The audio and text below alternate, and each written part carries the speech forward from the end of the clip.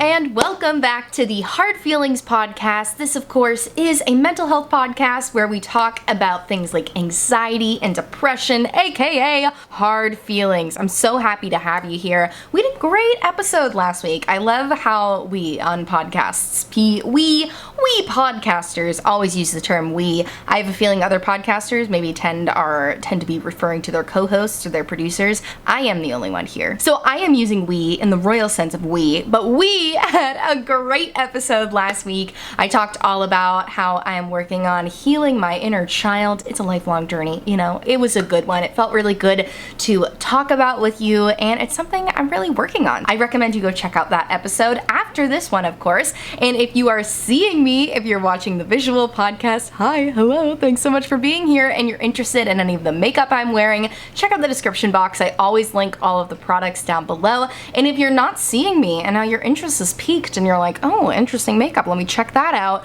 go check me out on Instagram, go check me out on YouTube. I'll put all those links down below for ya. Enough logistical things, let's talk about this week's topic, which I'm very excited about. Today we're going to talk about perfectionism, and perfectionism is one of those things that I feel like overlaps in about 1,000 different mental health categories. I feel like perfection and people pleasing basically are handshake emoji. Like they go together like bread and butter. I want to talk about the societal conditioning of perfectionism. I want to talk about how social media has played into our perfectionist tendencies, familial pressure, feeling this incessant need to be perfect so that we can make our family proud.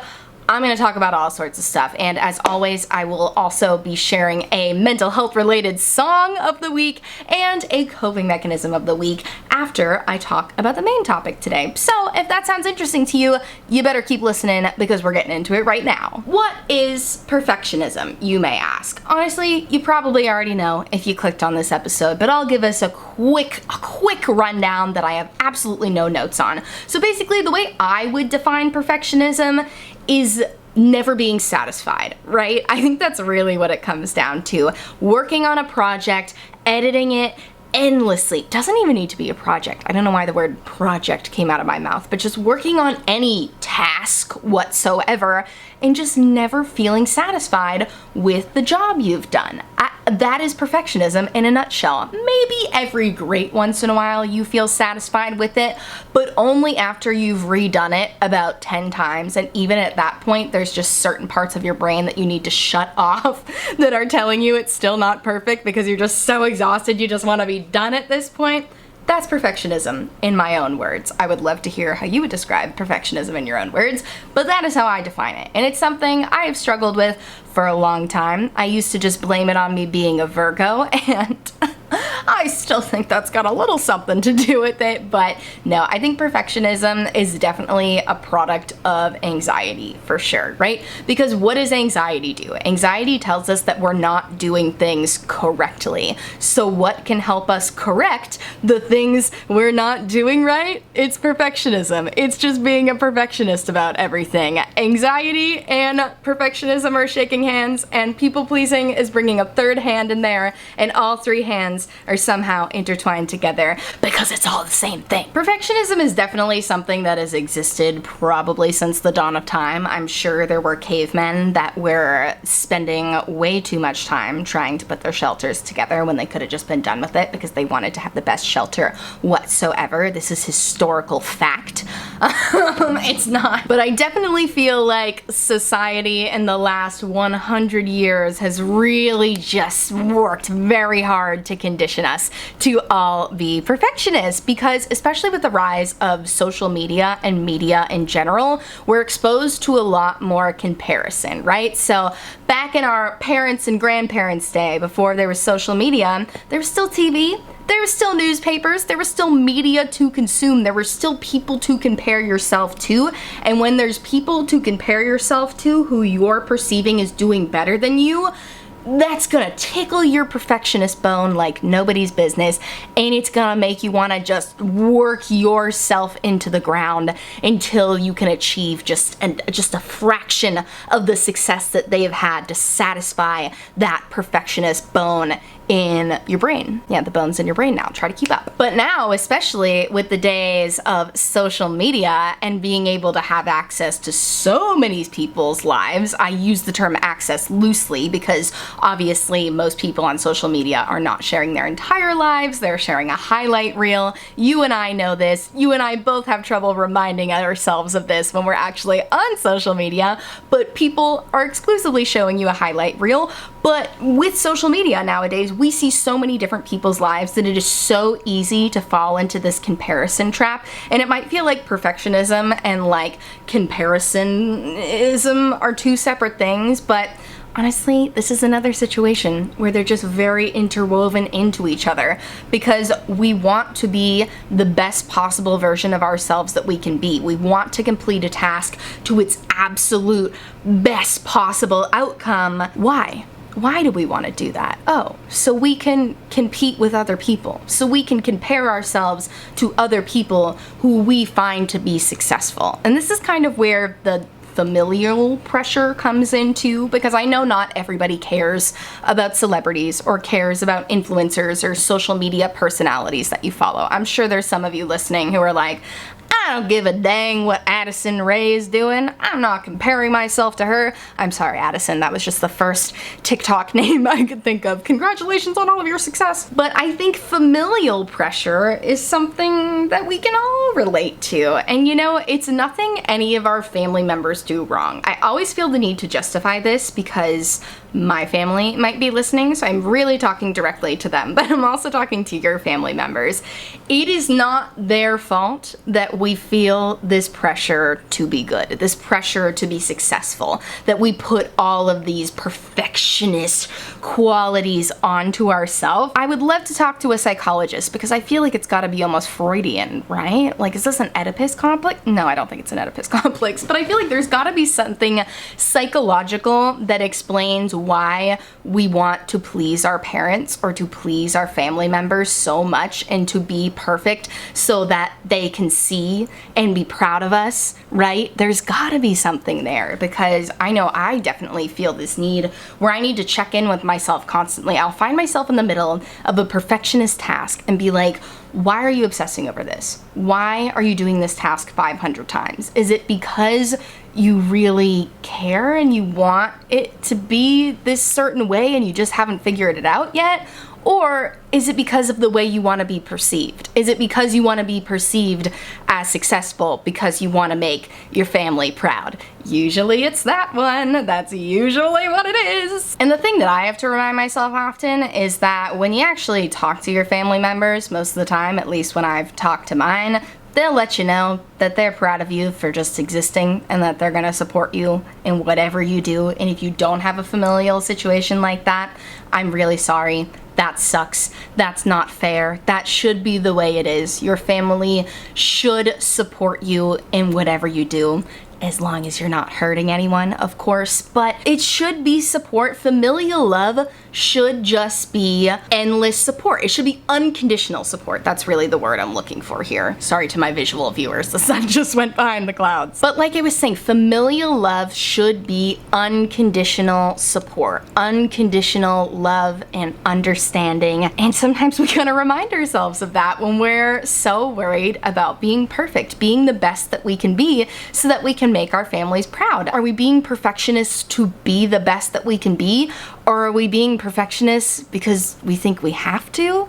Because we think if we're not constantly striving to get better and to do something bigger than we did before, that we're not providing any value? I know I get that way. One success in my life is never enough for me. It's never satisfying. It might be satisfying for a moment, but then my brain immediately tells me like, okay, what's next? How are you gonna top that? How are you gonna do something better than that? And that's so stressful. It is so anxiety inducing to every time you have success in something, immediately have your brain interrupt you and say, hey, you're done enjoying that. You gotta go do something bigger and better now. It's exhausting, quite frankly, and I feel like that's a big part of perfectionism too. That's another way you could define perfectionism, is never being able to enjoy your successes. You know, I think it's a lot that also has to do with never being satisfied, but never being satisfied is never being satisfied with your achievements and always needing to achieve something bigger and better? Do we all really think there's one final thing that we're going to achieve and then it'll just be the ultimate achievement and fireworks will go off and badges will fall from the sky like it's a mobile phone game and then we'll be happy and we'll feel satisfied forever? No, that's never going to happen unless maybe you get a Nobel Peace Prize. I don't know. I have a feeling Nobel Peace Prize winners must probably be pretty perfectionist too, but I hope they're satisfied with their success. You should be. You got a gosh dang Nobel Peace Prize. Be proud of yourself. But yeah, man, I've been talking about what perfectionism is for a long time because it just kind of helps me to talk out the way I process this concept in my brain. But now let's move on to what we can do about it. And really what I feel like the best coping mechanism for perfectionism is reminding yourself that it's bullshit. You know, like reminding yourself that you do not need to hold yourself to this unrealistic high standard and compare yourself to other people who are not you and are never gonna be you. And sometimes it's hard to give ourselves these reminders, right? Oh my gosh, as anxious people, as empathetic people, I'm an HSP, a highly sensitive person, so I find it very easy to give the advice to others to screw perfectionism, to let go of the need for perfectionism and people pleasing and all that good stuff. I find it so easy to tell friends, like, stop people pleasing, start living for yourself, stop being a perfectionist, you're good enough as you are, you don't need to do anything to make me love you. But to myself, in the mirror, no thanks. So something that helps me occasionally is literally giving the advice to a friend. Giving the advice to myself as if it were a friend. Just being fully objective for a moment and imagining that I am not the one in this endless people-pleasing perfectionism cycle, right? I am not the one with this. That's someone else. If you need to assign it to like an actual friend and like picture them in your head, do that. But I find it so much more helpful to literally talk out loud to myself as if I am a friend and say like, hey, you don't need to do that. You're already good enough. You're already being the best version of yourself. You don't need to keep raising the bar. You don't need to keep pushing the finish line. You can allow yourself to be happy with what you have right now, and you can be grateful for what you have at this present moment without already thinking 10 steps ahead about how you can be even more successful so people and yourself can be even more proud of you. It might feel a little silly at first to talk to yourself. I'm obviously very used to it. I'm doing it right now. That's for the visual people. That's me talking to such a dusty mirror. That's me talking into my camera right now. So I am used to talking to myself. But if you're not used to it, you'll get used to it. Honestly, it's kind of like having my own little private podcast with myself. And it's pretty, after a while, it'll be pretty fun to talk to yourself. Okay, a lot of intelligent people talk to themselves, I have read online. But yeah, literally just talk to yourself out loud. If it helps you, I've heard people say that they make voice messages too, so they can listen back to it. If that's easier for you than just like walking around your house like I do, having a full-blown podcast with yourself, if it's easier for you to speak it into a voice message, to write it down. You know, everyone has different ways that feel best for them when you're communicating with yourself. And for me, sometimes I have to try different ways. Like this morning, talking to myself was not working for me. I was in very much a perfectionist spiral where I was thinking about all of the things that I should be doing to further my success, to be more successful, to make people more proud of me. And I had to sit down and write in my journal about how I was feeling and about what I wanted to do next, the advice that I would give myself. And it was helpful. So sometimes you gotta write it down, sometimes you gotta say it out loud, sometimes you gotta do it in a voice message, sometimes you gotta scribble journal. That's a good one that my friend Harley taught me, is that if you don't have the words to say right now, what you're gonna do is pull out a journal, take your pen, and literally just scribble while you're thinking. It sounds wild, but trust me, it really does provide some sort of sense of release. It gives you some sort of catharsis that I really like. So Those are all the methods I would recommend. And you know what? Normally at this point in the podcast, I would talk about a coping mechanism next, which I kind of already did talk about a few coping mechanisms, but I'm still gonna give you another one, but I wanna talk about the mental health song of the week first because it relates so much to the topic of perfectionism, and it's another Lucy Dacus song. I shared a Lucy Dacus song last week, and I'm sharing one again from the same album, Historians. Go listen to it, it's so good. But this song I wanna talk about is Next of Kin, and I particularly want to share this song because there's such a beautiful line where she says, "Sweet relief, I will never be complete, I'll never know everything." Are you kidding me, Lucy Dacus? Like, reading right into my soul with that line. Sweet relief, I will never be complete, I will never know everything. Amazing! Like, I need to tattoo that on my forearm so I have to see it every single morning when I wake up. Maybe I'll just write it on a sticky note and stick it on my bathroom mirror. But either way, I need to repeat that to myself constantly because the relief you can feel when you acknowledge that you will never be a fully complete person, whatever that means. Complete is a very perfectionist term to use. You will never know everything. What a relief that is to just give that up. Especially as people with anxiety, we like to think about obtaining all of the information so that we can be safe. Knowing everything so that you can feel safe. Being complete so that you can make other people proud. That's when the people pleasing and the perfectionism comes in again. So just like the relief that is saying like, I'll never be complete, I'll never know everything. And that's okay, that's okay. Oh, it's such a good song, you gotta go listen to it. I will link it in the description down below. All right, now this brings us to our last segment, which is our mental health coping mechanism of the week. And I know I already gave a few coping mechanisms for perfectionism, you know, writing in your journal, scribble journaling, talking into a voice memo, talking to yourself, but I want to give you a different one. If all of those sounded like, no, I'm not in a place where I want to do that right now, I'm not ready, I need something right now that doesn't require me to say anything, this is going to seem like generic advice, but get out of the house. You don't have to have a car. I don't have a car, okay? If you do have a car, maybe go take a drive. If you don't, just go take a walk. And if you don't want to walk, or if you can't walk, just go outside. Stick your head out the window. There is something so powerful about getting out of your space that I think is underrated. I, have always been an get me outdoorsy type of girl, gotta get outside for at least one walk a day, not for the physical activity of it, but for the act of being outside my space, because I just feel so much more clarity when I get outside.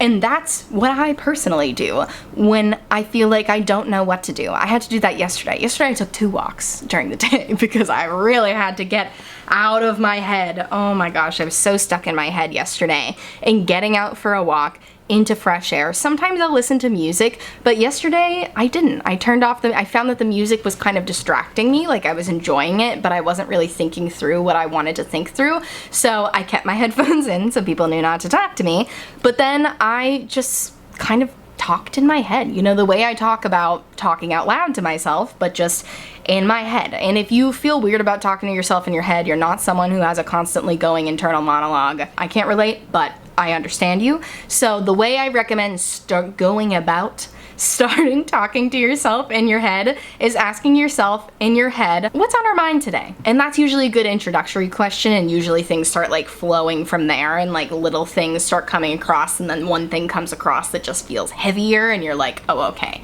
that's what I need to talk through in my head right now. And doing it in an environment that is not your house, your apartment, wherever you live, work, this enclosed space, being outside in nature is just a game changer, because a lot of perfectionism is, very much that. Thinking things need to be perfect. And it's super imperfect, but still super beautiful. Nature. Nature is super imperfect. Look all around you. Look at the trees, look at the flowers, look at the rocks, look at the roads. There are so many imperfections in nature, and it doesn't make it any less beautiful, any less important to our ecosystem.